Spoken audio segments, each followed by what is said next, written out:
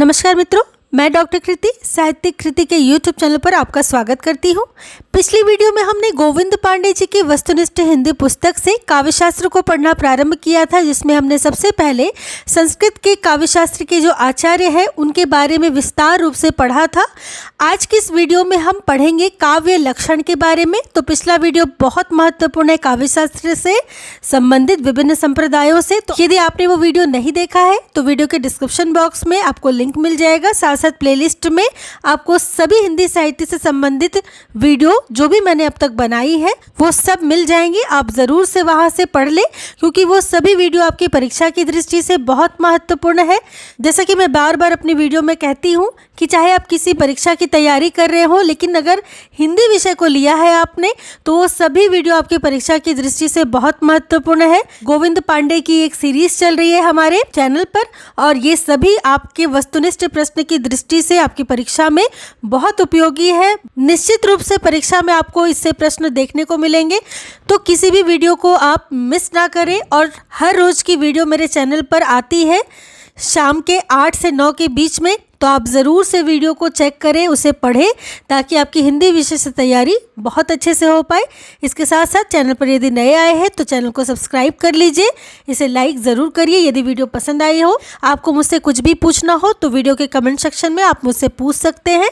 इसके अतिरिक्त टेलीग्राम पर मेरा चैनल है, आप वहाँ भी जुड़कर PDF प्राप्त कर सकते हैं वीडियो से संबंधित। तो ये तो थी मूलभूत बातें जो आपको बतानी ज़रूरी थी। आज हम शुरू करेंगे काव्य लक्षण के बारे में पढ़ना। संस्कृत में काव्य लक्षण आचार्यों ने मुख्यतः 3 आधारों पर किया है। तो बात करें काव्य लक्षण की, तो काव्य लक्षण आचार्यों ने मुख्यतः 3 आधारों पर इसको वर्गीकृत किया है, जो निम्न है: शब्द और अर्थ के आधार पर, शब्द के आधार पर तथा रस और ध्वनि के आधार पर। अर्थात जब हम काव्य लक्षण की बात करते हैं तो सबसे पहले आचार्यों ने काव्य को 3 भागों में विभाजित किया है इसके लक्षण के आधार पर। सबसे पहले तो हम शब्द और अर्थ के आधार पर काव्य को देखेंगे, दूसरा हम शब्दों के आधार पर देखेंगे, और तीसरा हम रस और ध्वनि के आधार पर काव्य के लक्षणों को देखेंगे। तो ये 3 महत्वपूर्ण मूलभूत बातें हैं काव्य लक्षण के बारे में, इनको ध्यान दीजिएगा। आगे हम देख लेंगे शब्दार्थ के अर्थ पर कुछ आचार्यों ने काव्य के लक्षण बताए हैं। अर्थात शब्द और अर्थ को संयुक्त रूप से शब्दार्थ कहा गया है। तो इसी शब्दार्थ के आधार पर जो काव्य लक्षण आचार्यों ने बताए हैं हम उनको पढ़ेंगे। ध्यान दीजिएगा, ये सभी बहुत महत्वपूर्ण है, क्योंकि अक्सर परीक्षाओं में इससे आपको प्रश्न देखने को मिलते हैं। सबसे पहले जो आचार्य है भामा, इनका काव्य लक्षण है शब्दार्थो सहितो काव्यम। हमने पढ़ा भी था जब हम भामा को पिछली वीडियो में पढ़ रहे थे, तो उन्होंने बताया था शब्द और अर्थ के सहित संयुक्त रूप से काव्य की रचना होती है। तो शब्दार्थों सहितो काव्यम भामा का बहुत महत्वपूर्ण काव्य लक्षण है। अगले हैं रुद्रट, इन्होंने कहा है ननु शब्दार्थो काव्यम। तो ननु शब्दार्थो काव्यम किसका है? रुद्रट का है। वामन का है काव्य शब्दो यम गुणालंकार संस्कृतयोः शब्दार्थयोः वर्तते। कुंतक, इनका है शब्दार्थों सहितो वक्र कवि व्यापार शालिनी बंदे व्यवस्थितो काव्यम तद्विद्वलादकारिणी। तो ये सभी बहुत महत्वपूर्ण है, आप इन सबको बहुत अच्छे से देखिएगा। आगे देखेंगे, आगे मम्मट ने लिखा है तद दोषो शब्दार्थो स गुणावलंकृति पुनः क्वापि। आनंदवर्धन का महत्वपूर्ण कथन है स हृदय हृदयाह्लादी शब्दार्थमयत्वमेव काव्य लक्षणम। विद्याधर का शब्दार्थो वपुरस्य शब्दार्थ वपुस्तावत काव्यम। क्षेमेंद्र का काव्यम विशिष्ट शब्दार्थ साहित्य सदलंकृति। तो इस प्रकार कुछ बहुत महत्वपूर्ण शब्दार्थ से संबंधित काव्य लक्षणों को विभिन्न आचार्यों ने प्रस्तुत किए हैं। ये सभी बहुत महत्वपूर्ण है, तो इसे बहुत अच्छे से देखिएगा। हम आगे चलेंगे। अगला शब्द के आधार पर हम काव्य के लक्षणों को देख लेंगे। विभिन्न आचार्य हैं और उनके द्वारा दिया गया काव्य लक्षण है, शब्द के आधार पर है। देखेंगे दंडी को शरीरम तावदिष्टार्थ व्यवच्छिन्ना पदावली। बहुत महत्वपूर्ण कथन है, काव्य लक्षण है दंडी का। शरीरम तावदिष्टार्थ व्यवच्छिन्ना पदावली कई बार नेट की परीक्षाओं में पूछी गई है, तो ध्यान दीजिएगा। महत्वपूर्ण है जगन्नाथ।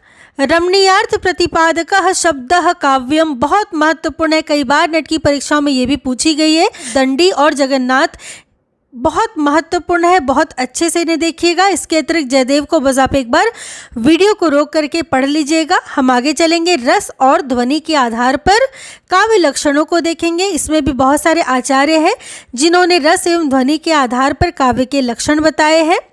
सबसे पहले है विश्वनाथ, इनका है वाक्यम रसात्मकम काव्यम, और न जाने ये कितनी बार नेट की परीक्षाओं में पूछी गई है, तो इसे ध्यान दीजिएगा। वाक्यम रसात्मकम काव्यम किसका कथन है, तो विश्वनाथ जी का है, या किसका काव्य लक्षण है, तो विश्वनाथ जी का है।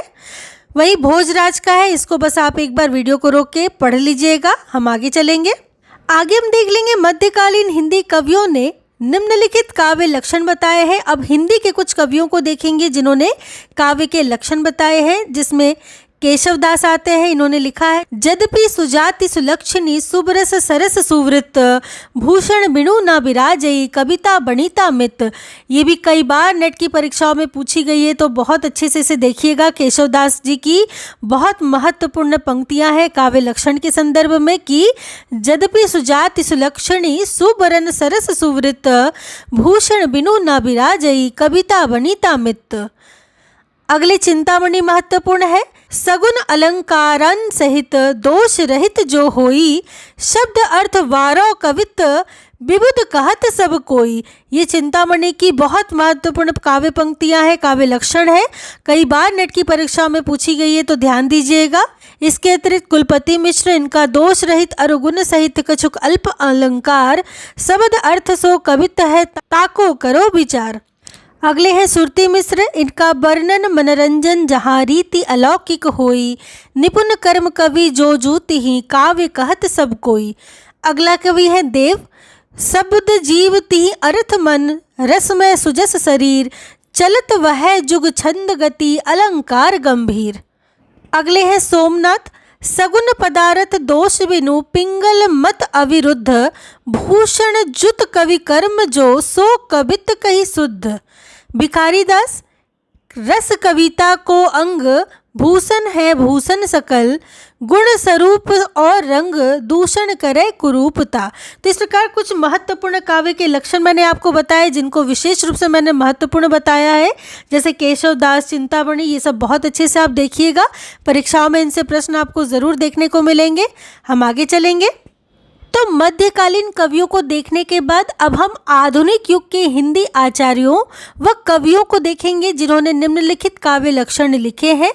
तो अंतःकरण की वृत्तियों के चित्र का नाम कविता है। महावीर प्रसाद द्विवेदी जी ने कहा है, क्या कहा है कि अंतःकरण की जो वृत्तियां होती है उसी के चित्र का नाम कविता है। अर्थात मन में जिस प्रकार की वृत्तियां, जिस प्रकार की भावनाएं उठती हैं, उसको जब हम चित्र के रूप में प्रस्तुत कर देते हैं, या कह लीजिए शब्दों में हम अंकित कर देते हैं, तो वही क्या होती है, कविता होती है। तो महावीर प्रसाद द्विवेदी जी का ये कथन है और नेट की परीक्षाओं में कई बार पूछा गया है कि अंतःकरण की वृत्तियों के चित्र का नाम कविता है। ये प्रसिद्ध उक्ति किसकी है, तो महावीर प्रसाद द्विवेदी जी की है। जिस प्रकार आत्मा की मुक्तावस्था ज्ञान दशा कहलाती है, उसी प्रकार हृदय की मुक्तावस्था रस दशा कहलाती है। अर्थात जिस प्रकार आत्मा जब मुक्त होती है तो ज्ञान की प्राप्ति होती है, उसी प्रकार हृदय जब मुक्त होता है तो वो रस दशा कहलाती है। हृदय की इसी मुक्ति की साधना के लिए मनुष्य की वाणी जो शब्द विधान करती आई है, उसे कविता कहते हैं। इस साधना को हम भाव योग कहते हैं और कर्म योग और ज्ञान योग के समकक्ष मानते हैं। ये रामचंद्र शुक्ल का बहुत प्रसिद्ध कथन है काव्य लक्षण के बारे में कि आत्मा की मुक्तावस्था ज्ञान दशा होती है, जैसे हृदय की मुक्तावस्था रस दशा कहलाती है, और साथ साथ इसी हृदय की मुक्ति की साधना के लिए मनुष्य की वाणी जो शब्द विधान करती है वो कविता होती है। और इसी साधना को हम क्या कहते हैं, भाव योग, अर्थात अपनी भावनाओं को ही तो हम कविता के माध्यम से व्यक्त करते हैं, तो इसलिए इसको हम क्या कहते हैं, भाव योग कहते हैं। और जिसे कहते हैं शुक्ल जी की इसे हम कर्म योग और ज्ञान योग के समकक्ष मानते हैं। बहुत महत्वपूर्ण है, कई बार नेट की परीक्षाओं में पूछी गई है, या कह लीजिए कि हर बार किसी न किसी रूप में ये पूछा जाता है, तो बहुत अच्छे से इसे देखिएगा। अगला काव्य लक्षण है कि कविता ही मनुष्य के हृदय को स्वार्थ संबंधों के संकुचित मंडल से ऊपर उठाकर लोक सामान्य भाव भूमि पर ले जाती है, जहाँ जगत की नाना गतियों के मार्मिक स्वरूप का साक्षात्कार और शुद्ध अनुभूतियों का संचार होता है।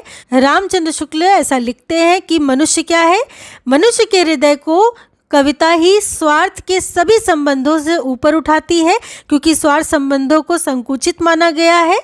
उससे ऊपर उठाकर कविता हमें क्या करती है, लोक सामान्य की भूमि पर ले जाती है, जहाँ पे हमें केवल अपना नहीं सभी सामान्य लोगों का दुख दिखाई देता है, मर्म हमें समझ में आता है। तो वही जो हमें मार्मिक स्वरूप का साक्षात्कार कराती है और जहाँ शुद्ध अनुभूतियों का संचार होता है, वही क्या होती है, कविता होती है। रामचंद्र शुक्ल की बहुत प्रसिद्ध पंक्तियाँ हैं, ध्यान दीजिएगा, परीक्षाओं में कई बार पूछी गई है।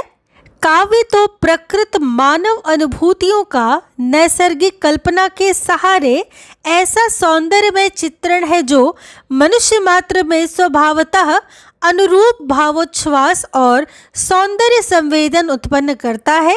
इसी सौंदर्य संवेदन को भारतीय पारिभाषिक शब्दावली में रस कहते हैं। तो नंद दुलारे वाजपेयी जी का बहुत महत्वपूर्ण कथन है काव्य लक्षण के बारे में कि काव्य क्या है, ये तो प्रकृत मानव अनुभूतियों का नैसर्गिक कल्पना के सहारे एक सौंदर्य में चित्रण बताते हैं वो काव्य को, जो मनुष्य मात्र में स्वभावता आती है।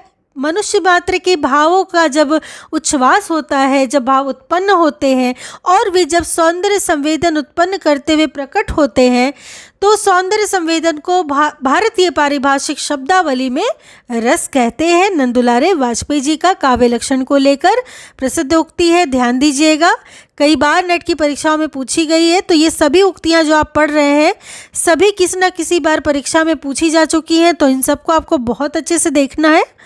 अगली है काव्य आत्मा की संकल्पात्मक अनुभूति है। संकल्पात्मक अनुभूति प्रसाद की बहुत महत्वपूर्ण ये पंक्ति है, ये कह सकते हैं कि ये वाली लाइन है, जिसका संबंध विश्लेषण विकल्प या विज्ञान से नहीं है, वह एक श्रेयमयी प्रिय रचनात्मक ज्ञान धारा है।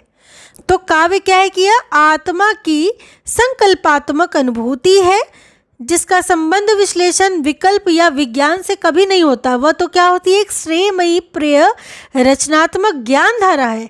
आत्मा की मनन शक्ति की वह असाधारण अवस्था जो श्रेय सत्य को उसके मूल चारुत्व में सहसा ग्रहण कर लेती है, काव्य में संकल्पात्मक अनुभूति कही जाती है। तो इसको क्या है, ऐसे ही ग्रहण कर ली जाती है आत्मा के द्वारा और प्रकट की जाती है। इसमें कोई विज्ञान या विकल्प विश्लेषण इस सब कुछ नहीं काम करता है, और यही आत्मा की संकल्पात्मक अनुभूति जयशंकर प्रसाद के यहाँ हमें मिलती है। कई बार नेट की परीक्षाओं में पूछी गई है, ध्यान दीजिएगा। कविता कवि विशेष की भावनाओं का चित्रण है, और वह चित्रण इतना ठीक है कि उससे वैसी ही भावनाएं किसी दूसरे के हृदय में आविर्भूत होती है। महादेवी वर्मा जी की ये पंक्तियां हैं, ये कथन है काव्य लक्षण को लेकर के कि कविता तो कवि विशेष की भावनाओं का चित्रण है। तो वह कविता को कहती है कि ये कवि विशेष की भावनाओं का चित्रण है कविता, और वह इस प्रकार का चित्रण करती है जैसा कि पढ़ने वाला जो भी पाठक होता है या सुनने वाला जो भी होता है, अर्थात जो भी इसके संपर्क में आता है, वैसी ही भावनाएं उसके हृदय में भी प्रकट हो जाती हैं। ऐसा महादेवी वर्मा जी कहती है काव्य लक्षण अर्थात काव्य के लक्षण के बारे में। कविता हमारे परिपूर्ण क्षणों की वाणी है। सुमित्रानंदन पंत की बहुत प्रसिद्ध ये पंक्तियां हैं, कई बार नेट की परीक्षा में पूछी गई है। ये बहुत ज़्यादा विशेष महत्वपूर्ण सभी पंक्तियां हैं, इनको मैं बार बार बोल रही हूँ कि अच्छे से देखिएगा, क्योंकि इनसे आपको प्रश्न देखने को ज़रूर मिलेंगे परीक्षाओं में। तो कविता हमारे परिपूर्ण क्षणों की वाणी है, तो परिपूर्ण अर्थात पंत, ऐसा करके ट्रिक से भी आप इसे याद कर सकते हैं। अगली है रसात्मक शब्दार्थ ही काव्य है और उसकी छंदों में विशिष्ट विधा आधुनिक अर्थ में कविता है। तो नगेंद्र जी कहते हैं, नगेंद्र जी रसात्मक शब्दार्थ को ही काव्य मानते हैं, अर्थात रसात्मक जो शब्द और अर्थ होता है वही काव्य है, और उसकी छंदों में विशिष्ट विधा आधुनिक अर्थ में कविता होती है, जब उसको छंद में विशिष्ट विधा में हम लिखते हैं, प्रयोग करते हैं, तो यही क्या होती है, कविता के अर्थ में प्रकट की जाती है। नगेंद्र जी की ये प्रसिद्ध पंक्तियां हैं काव्य के लक्षण के बारे में। इसको ऐसे याद कर सकते हैं कि नाग छंद में नाचता है, अर्थात नाग से नगेंद्र, छंद अर्थात जब छंद में विधा की बात की गई है नगेंद्र के यहाँ, तो नाग छंद में नाचता है। इस प्रकार से मैंने इसको एक ट्रिक बना लिया है। आप चाहे तो अपना भी कोई ट्रिक बना सकते हैं और इसको याद कर सकते हैं, क्योंकि याद करना सबसे ज़्यादा ज़रूरी है। आप जब परीक्षा में इस प्रकार के प्रश्न देखें तो आप बिल्कुल भी कंफ्यूज ना हो कि कौन किसका कथन है, तो इसलिए एक ट्रिक के माध्यम से आप ज़रूर से याद करें। आप अपना ट्रिक बना लें या फिर जो मैं ट्रिक बताती हूँ आप उससे भी पढ़ सकते हैं। तो नाग छंद में नाचता है, तो मैंने फिलहाल इसको नाग और छंद के लिए ऐसा ट्रिक बनाया है, नगेंद्र और छंदोमयी विशिष्ट विधा को लेकर के। तो इस प्रकार जितने भी भारतीय आचार्य कवि जो भी थे इस आधुनिक युग के दौरान, इसको हमने पढ़ लिया है। आगे हम पाश्चात्य विद्वानों को देखेंगे। तो पाश्चात्य विद्वानों ने निम्नलिखित काव्य के लक्षण लिखे हैं। Poetry is articulate music. Dryden लिखते हैं कि कविता क्या है, मुखर संगीत है। अब देखिए मैंने जो हिंदी अनुवाद लिखा है यहाँ पर, आप उसे देख करके लिख सकते हैं या फिर जो मैं बोल रही हूँ उसे सुनकर आप जहाँ भी अपना नोट्स बना रहे हैं उसे हिंदी में से ज़रूर से लिख लें, क्योंकि कभी कभी एक पंक्तियों वाले इस कथन को पूछ लिया जाता है, क्योंकि पाश्चात्य विद्वान भी बहुत महत्वपूर्ण है काव्य लक्षण में। तो poetry is articulate music. Dryden कहते हैं कि कविता क्या है, मुखर संगीत है। अगला है poetry is the best words in their best order. Coleridge का कथन है कि कविता अपने सर्वोत्तम क्रम में सर्वोत्तम शब्द है। ये सभी महत्वपूर्ण कथन है, आगे हम और देखेंगे कुछ। अगला है poetry is a rhythmic creation of beauty. Edgar Allan Poe ने कहा है। तो एडगर एलन पो का हिंदी में रूपांतरण क्या है कथन का, तो कविता सौंदर्य की लयबद्ध रचना है। एडगर एलन पो का कथन है कि poetry is a rhythmic creation of beauty. अगला है poetry is the spontaneous overflow of powerful feelings. It takes its origin from emotions recollected in tranquillity. Wordsworth का महत्वपूर्ण कथन है कि कविता शक्तिशाली भावनाओं का सहज प्रवाह है। इसकी उत्पत्ति शांति में याद की गई भावनाओं से होती है। वर्ड्सवर्थ का कथन है, महत्वपूर्ण, ध्यान दीजिएगा। अगला है poetry is a bottom a criticism of life. Arnold कहते हैं कि कविता मूलतः जीवन की आलोचना है। तो इस प्रकार देखिए हिंदी में ऐसे लिख करके भी आपसे पूछा जा सकता है कि कविता मूलतः जीवन की आलोचना है। किस पाश्चात्य विद्वान का कथन है, तो आपको पता होना चाहिए आर्नोल्ड का कथन है। और इसी प्रकार ये सभी बहुत महत्वपूर्ण है। अगला है poetry is the record of the best and happiest moment of the happiest and best mind. अर्थात कविता सबसे प्रसन्न और सर्वोत्तम मन के सर्वोत्तम और सुखद क्षणों का अभिलेख है। शैली कहते हैं ऐसा कविता के बारे में कि कविता क्या है कि कविता सबसे प्रसन्न और सर्वोत्तम मन के सर्वोत्तम और सुखद क्षण का अभिलेख है। अगला देखेंगे शैली का एक और कथन है, our sweetest songs are those that tell of saddest thought. Shelley कहते हैं कि हमारे सबसे मधुर गीत वे हैं जो सबसे दुखद विचार बताते हैं। तो ये भी बहुत महत्वपूर्ण है, शैली का कथन है। अगला है poetry is the utterance of a passion for truth, beauty and power, embodying and illustrating its conception by imagination and fancy and modulating its language on the principle of variety in unity। अर्थात कविता सत्य, सौंदर्य और शक्ति के प्रति जुनून की अभिव्यक्ति है, जो कल्पना और फैंसी द्वारा अपनी अवधारणा को उकेरती और चित्रित करती है और एकता में विविधता के सिद्धांत पर अपनी भाषा को संशोधित करती है। लेग हंट का कथन है। तो इस प्रकार कुछ महत्वपूर्ण पाश्चात्य विद्वानों के कथनों को भी आपने देखा। आप इसे जहाँ भी नोट्स बनाते हैं उसे लिख लीजिएगा ताकि आपके पास हमेशा रहे और आप इसको पढ़ सके। तो इस प्रकार हमने समस्त काव्य लक्षण को पढ़कर समाप्त कर लिया है और आपने समस्त काव्य लक्षणों को समझ लिया है भली भांति। अगली वीडियो में हम काव्य हेतु के बारे में पढ़ेंगे। जो भी मैंने महत्वपूर्ण तथ्य बतलाए हैं उसे अच्छे से देखिएगा क्योंकि आपकी परीक्षा की दृष्टि से वे बहुत उपयोगी होंगी। उससे आपको जरूर से प्रश्न देखने को मिलेंगे। और चलिए अब देख लेंगे पिछली वीडियो के प्रश्न को, जिसमें मैंने पूछा था कि औचित्य संप्रदाय के प्रवर्तक कौन माने जाते हैं, जिसका सही उत्तर है औचित्य संप्रदाय के प्रवर्तक क्षेमेंद्र माने जाते हैं। तो जान लेंगे कि किन किन विद्यार्थियों ने सही उत्तर दिया है। रेखा द्विवेदी, अमित कुमार, अमित तिवारी लखनऊ से, अवनीत पंजाब से, बनवारी लाल हनुमानगढ़ से, शिवानी मिश्रा प्रतापगढ़ से। तो इन सभी विद्यार्थियों ने प्रश्न का बिल्कुल सही उत्तर दिया है कि औचित्य संप्रदाय के प्रवर्तक क्षेमेंद्र है। आप सभी विद्यार्थियों को बहुत बहुत बधाई हो। और चलते हैं अब आज के प्रश्न की ओर। तो आज का हमारा प्रश्न है कि काव्य आत्मा की संकल्पात्मक अनुभूति है, यह किस कवि का कथन है। तो वीडियो के कमेंट सेक्शन में अपने उत्तर को अपने नाम और शहर के साथ जरूर लिख करके भेजें। वीडियो पसंद आई हो तो इसे लाइक करें, सब्सक्राइब कर ले चैनल को और लोगों के साथ भी इसे शेयर करें ताकि सभी को इस प्रकार की वीडियो मिल पाए। तो मिलती हूँ अगली वीडियो में काव्य हेतु के साथ। तब तक के लिए आप सबका बहुत बहुत धन्यवाद।